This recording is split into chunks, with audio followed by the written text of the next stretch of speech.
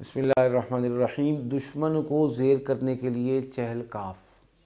اب یہ انتہائی اہم موضوع ہے۔ ہمارے بہت سارے دوست یہ کہتے ہیں کہ مجھے اپنے بھائی سے دشمنی کا شکار ہوں، کوئی کہتا ہے میں اپنے دوست سے دشمنی کا شکار ہوں، کوئی کہتا ہے میں اپنے دفتر میں کلیگ سے دشمنی کا شکار ہوں، کوئی کہتا ہے محلے میں دشمنی کا شکار ہوں، کوئی کہتا ہے میں اپنی سابقہ بیوی سے، کوئی کہتا ہے میں اپنی سابقہ شوہر سے دشمنیوں کا شکار ہوں، جس کی وجہ سے وہ میری عزت کے بھی، میری جان کے بھی، میرے مال کے بھی، میرے کاروبار کے بھی، میرے ملازمت کے بھی دشمن ہیں۔ یعنی وہ مجھے کسی صورت بھی خوشحال دیکھنا پسند نہیں کرتے۔ اب اس صورتحال میں بے شمار وظیفے کر چکا ہوں، کوئی اینٹ کو کاٹنے کا عمل تھا، کوئی جناب کسی چیز پہ پڑھ کے آگ میں ڈالنے کا عمل تھا، کوئی ہزاروں لاکھوں میں پڑھنے کا رات کو عمل تھا، کوئی دن میں زوال کے وقت پڑھنے کا عمل تھا۔ یہ سب کچھ کر کے دیکھا ہے، حالات ٹس سے مس نہیں ہو رہے۔ تو اس حوالے سے جو لوگ کسی جادو کا شکار ہوں یا ویسے ہی دشمن سے اب تنگ اور عاجز آ چکے ہوں، ان کے لیے میں بہترین عمل، اور آج کا نہیں، کم از کم 25-30 سال سے میرا ذاتی مجرب عمل دشمن کے حوالے سے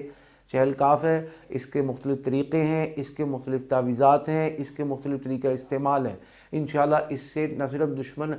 مغلوب ہوگا، یعنی آپ کے سامنے سرنگوں ہو جائے گا، آپ کے سامنے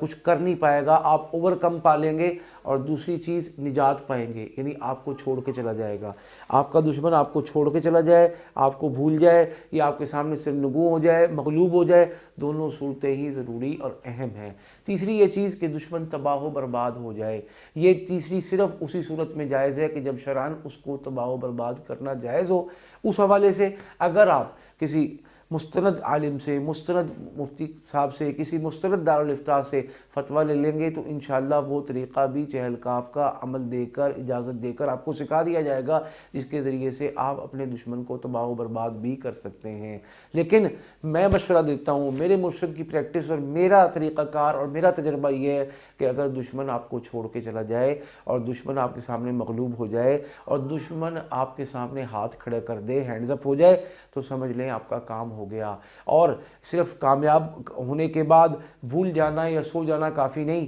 دشمن دشمن ہوتا ہے۔ آئندہ کے لیے اس عمل کو ایکٹیو رکھنا اور ایکٹیویٹ رکھتے ہوئے اپنے دشمن کو مغلوب ہی رکھنا، یہ بھی اس چہل کاف کی خصوصیت اور خاصہ ہے۔ ایک عمل انشاءاللہ آپ کو جانی، مالی، عزت، آبرو، کاروبار، ملازمت،